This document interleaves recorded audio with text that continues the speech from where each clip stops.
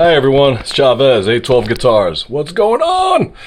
So, I've done a lot of videos on guitars that are, regular electric, say like Tele, Strats, Les Pauls, and also acoustics. And I've never discussed Floyd Rose. And so I'm going to do it right now using one of my newest customers' axes that he just dropped off. And check it out. This is a gorgeous, beautiful ruby red Jackson. You have to forget the coloring being a little bit weird right now because I got the black lights on. Don't ever trust a guy that doesn't have black lights in his shop. But really gorgeous guitar. Beautiful example of a lovely Jackson. What we all know and love of these things. But some of the issues that can happen with these guitars, alright? Let's start with this. Pain in the ass number one.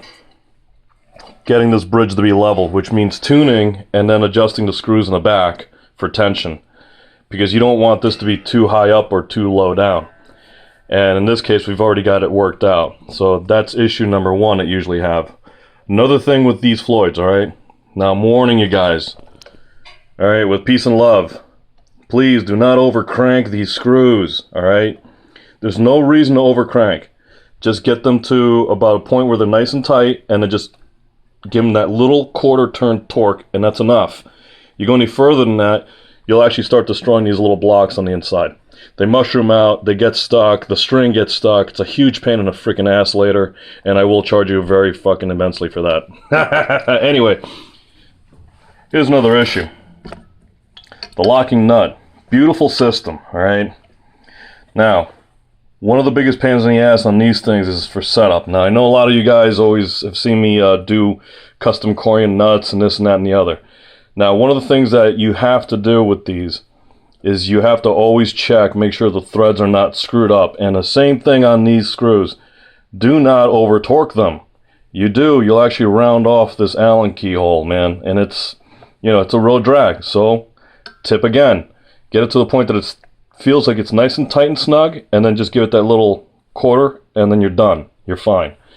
In terms of setups, though, whenever I'm checking a nut, you always check at the first fret, and you want to check for height there. You want it as low as possible. Basically, you want this nut to be the height as if there's a fret right here.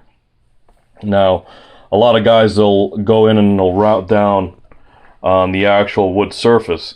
I hate doing that. I'll take the base of the nut, calculate where I need to be, and I'll take it over to a grinder and I'll actually grind the nut.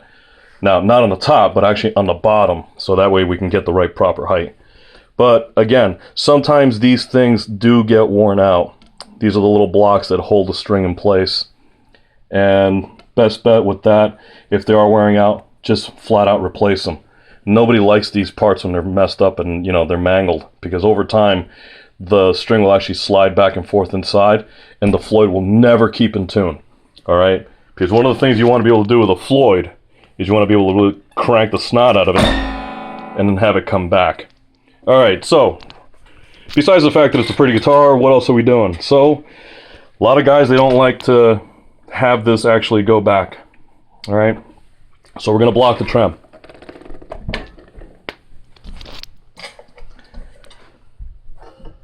So we do a dead nut measurement between the route and the block of the Floyd.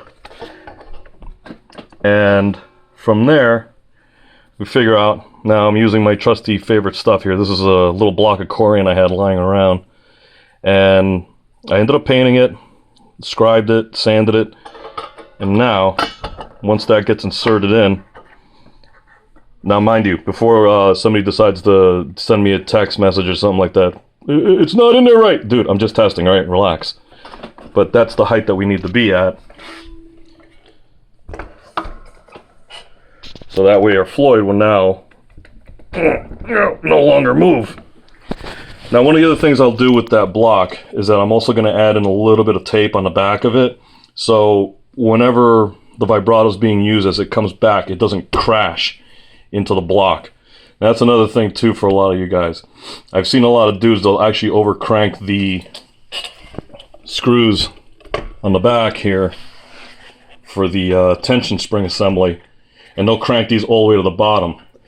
What's really sucks about that is that it makes playability of the guitar really act poorly. It's kind of like putting overly stiff springs on a car. And then every time you hit a bump, your teeth rattle out of your head. So you want to be able to balance these just nice. You know, use this kind of like as if you're still doing a regular bridge on a Strat, but it's more critical because obviously if you've got a Floyd setup, more than likely you're doing some precision playing, as in Noel's case, because that's how he makes his living. So anyway, so that's a quickie overview of the Floyd system. You know, some of the quirks, when they're set up correctly, they're wonderful. But when they fail hard, and they can become a real dog and a half. But anyway, you don't ever have to get one of these guitars, but I do suggest at some point you keep one in the stable, kind of like having a Strat, or a Les Paul, or a Tele, or an acoustic. It's just nice to have one of these, even if you're not using the full Floyd setup. I mean, these guitars are a totally different animal, and I highly suggest you actually pick one up at some point. Anyway, guys, hopefully you enjoyed this little overview, and, you know, I shall talk to you all later. Time to take another break.